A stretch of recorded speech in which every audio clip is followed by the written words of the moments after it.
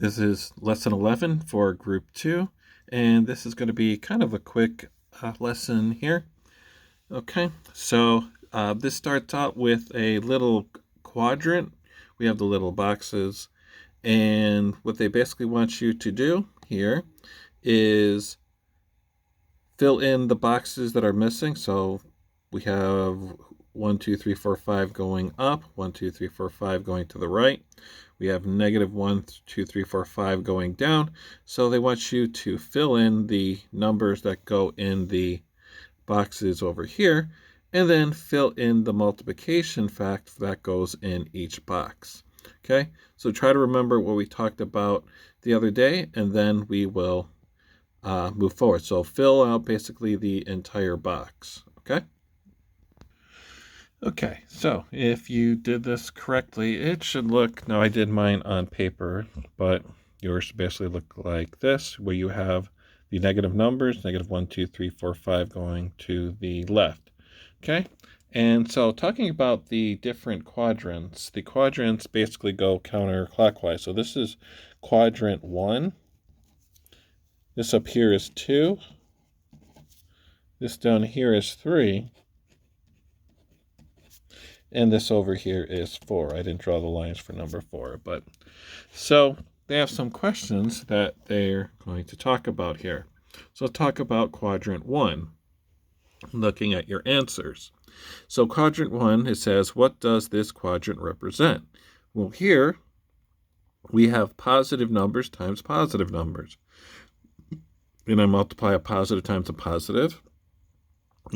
All these answers in this quadrant should be positive. Now over here on quadrant 2, we have positive numbers times negative numbers. And this is kind of going with the lesson we did the other day. So we have negative times a positive. The answers are going to be negative. So all the answers in quadrant 2 should be negative because the signs are mixed. We have a negative times a positive.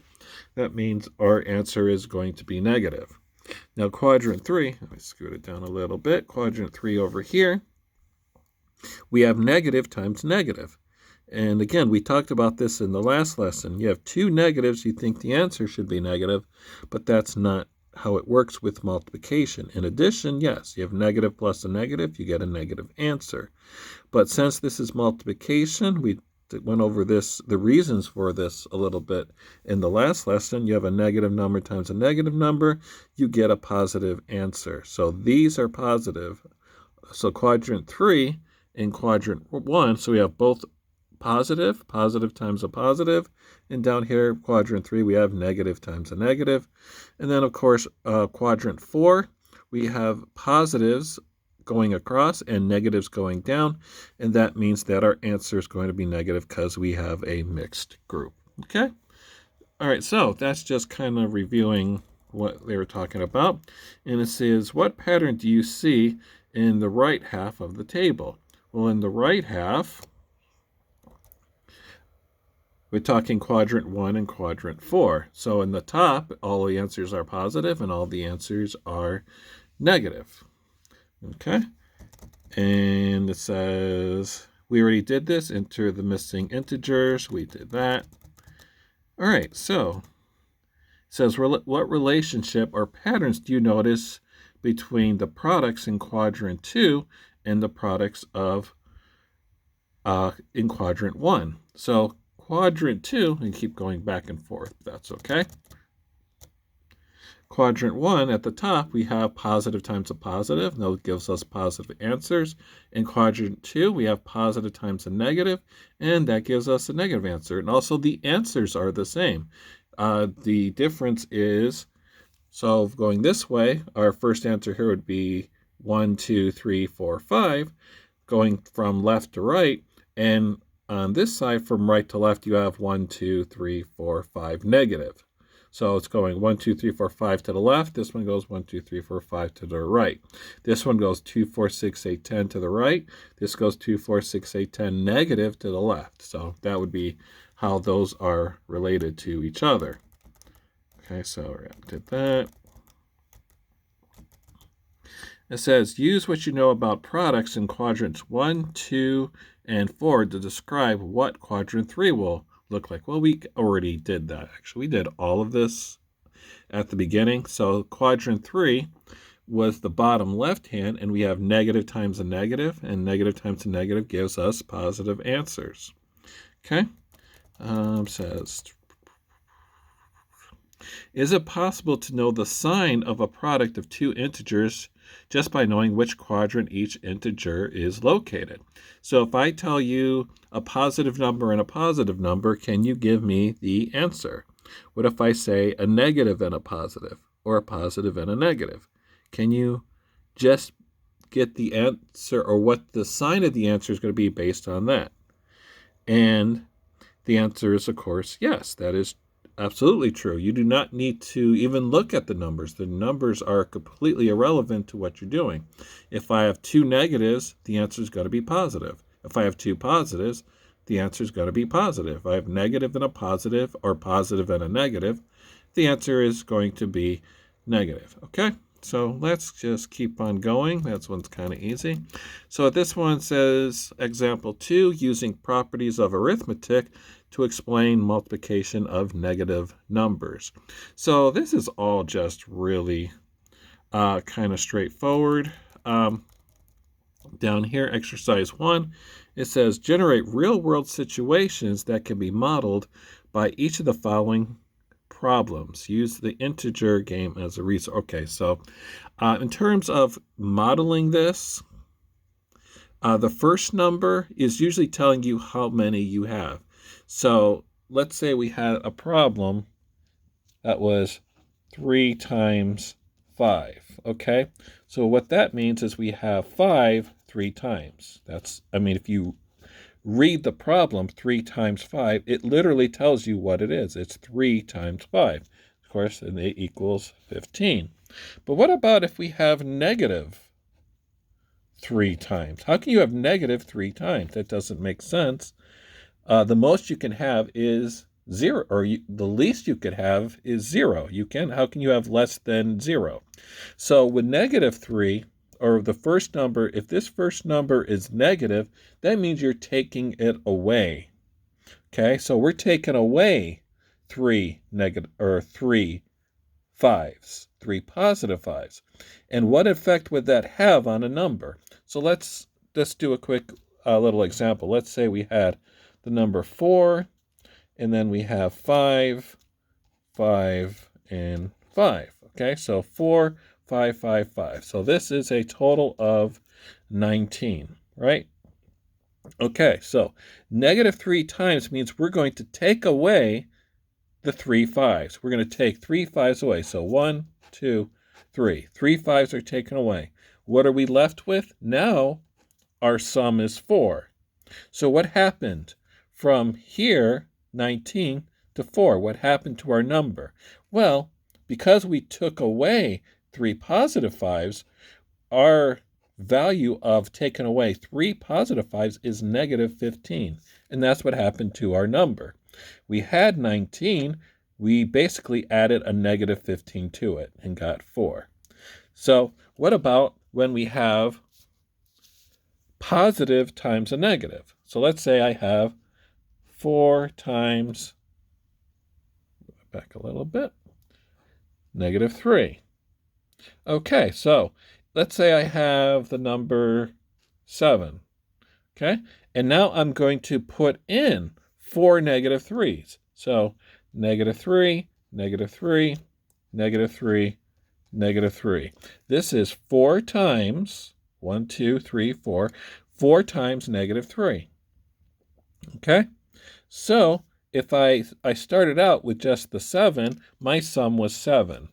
But now that I have 4 negative 3s, what's my sum now? My sum now is going to be negative 5. So what 4 times negative 3 is negative 12. Okay? Now, let's use that same example. So let's say I have 4 negative 3s. Negative 3, negative 3, negative 3, negative 3. But this time I'm going to have negative 4 times. So I have negative, sorry, back, negative 4 times negative 3. So negative 4 times means I'm going to take away 4 negative 3's. So here, my sum is negative 5. That's my sum. So I'm going to take away the 4 negative 3's. Gone, gone, gone, gone. I took away 4 negative 3's. What am I left with? 7. So what happened? This time, because it was negative, I took away 4 negative numbers. That's going to make my sum go up. So I have negative 5 times 7. Negative 4 times negative 3 is equaling 12. And that's positive. That made the number go up by 12 units. Okay, so what they want you to do is to come up with 3 story problems. Just do something simple. You don't need like a paragraph or anything. Just do it with one sentence. Actually, maybe we should do the first one together. That way you kind of get the idea. So we have negative 3 times 5. Okay, so that means the first number is negative 3, which means we're going to take away 3 5's. So think about a story problem. So Bob had 3 of his brothers take away $5. How much did his money change? Or something like that. So we have the $5 being taken away 3 times. Okay, so how is that going to impact his money? How much money he has? So if 3 people take away $5, that's not going to add to how much money he has. It's going to subtract from it. And of course, the answer to that would be negative 15. Okay, so this one is really difficult to check, but go ahead and write a short, again, something really short. Do not write very long on this. So the next one is negative 6 times negative 3. So first number is how many you have. We have negative 6 times negative 3. So think about how you could put that in the story problem. Remember what negative 6 times means. You have to have that, just like in the top one, we had negative 3 times. Negative 3 times means that it was taken away. 5 was taken away 3 times. So think about for B and then try to do C. Okay? And when you're ready, resume. Okay. So for the second one, first one we did together, you should have taken away 6 negative 3's. It doesn't matter how you write the problem. Again, I'm not too worried about that, but just know that the first number is how many times. We have negative 6 times. A negative 6 times what? Negative 3. So you could have like the temperature taken away 3, negative 3 6 times, something like that. Now for C, we have 4 negative 7's. So you could have, Bob borrowing $7 4 times or something like that.